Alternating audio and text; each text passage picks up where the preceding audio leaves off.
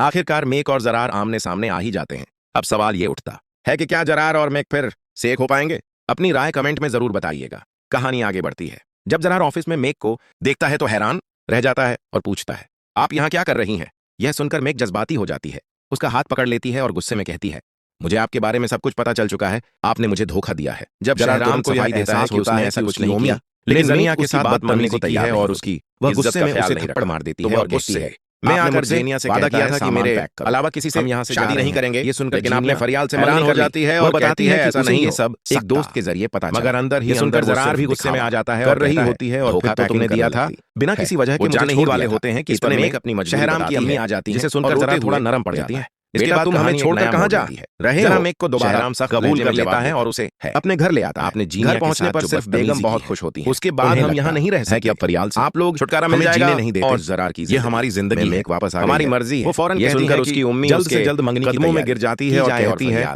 मुझे घर से निकाल दिया जाए बेटा। दूसरी तरफ अगर मुझसे गलती हो गई है कहानी भी चल रही है, ऐसा नहीं होगा। सवाल ये देखकर वह जीनिया की सच्चाई सबके सामने वीडियो के आगे श्रीराम की जिंदगी में भी बड़ा तूफान आ जाता है। उसकी अम्मी उसे घर से निकाल देती है, समझ जाती है कि श्रीराम को उम्मीद और होती है कि वो उसे बचा वापस बुला लेंगे, बारिश का मौसम, लेकिन ऐसा नहीं होता।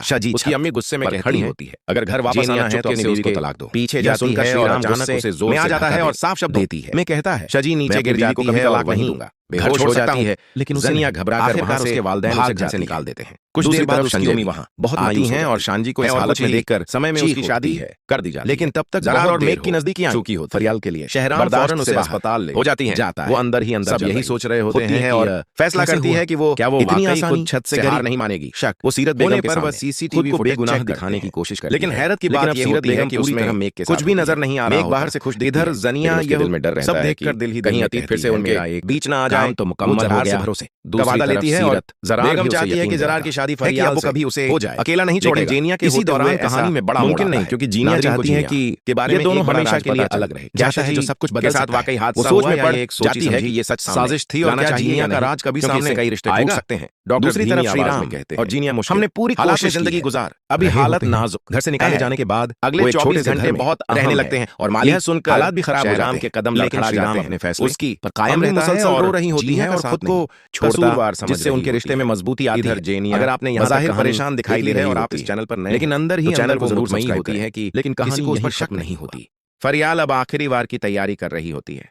वो जरार और मेक के बीच गलतफहमियां पैदा करने के लिए नकली सबूत तैयार करती है, कुछ तस्वीरें और मैसेज, जिससे ये लगे कि मेक अब भी किसी और से जुड़ी हुई है।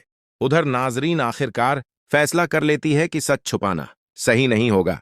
वो सबके सामने जीनिया की सच्चाई जब शहराम को एहसास होता है कि एक दिन वो सबके सामने जनिया के साथ बदतमीजी की है और जीनिया ने अतीत में इज्जत का ख्याल नहीं, बड़ा झूठ बोला था गुस्से, जिससे कई लोगों की जिंदगी कहता है सामान पैक करो। ये सुनकर सब हैरान रह जाते हैं। ये सुनकर इसी बीच फरियाल हैरान हो जाती है और कहती है ऐसा नहीं कर देती है और जरार को, मगर अंदर ही अंदर वो दिखावा जरार रही होती है। उलझन में पैकिंग करने जाता है और उसका भरोसा जाने ही वाले होते हैं कि इतने में शहराम की अम्मी आ जाती है और रोते हुए टूट जाती है, बेटा तुम हमें छोड़कर कहां जा क्या रहे हो? अब शहराम पर लहजे में जवाब देता, हमने वादा किया था कि अब कभी शक नहीं करेंगे की है। दूसरी तरफ बाद हम यहाँ नहीं रह सकते। जीनिया आप लोग हमें जीने नहीं दे जाती है, ये हमारी जिंदगी टूट जाता है, हमारी मर्जी। जीनिया रोते हुए सुनकर उसकी उम्मी उसके अब सबसे बड़ा सवाल है और कहती है, क्या श्रीराम उसे माफ कर दो बेटा, या अगर मुझसे गलती हो गई है?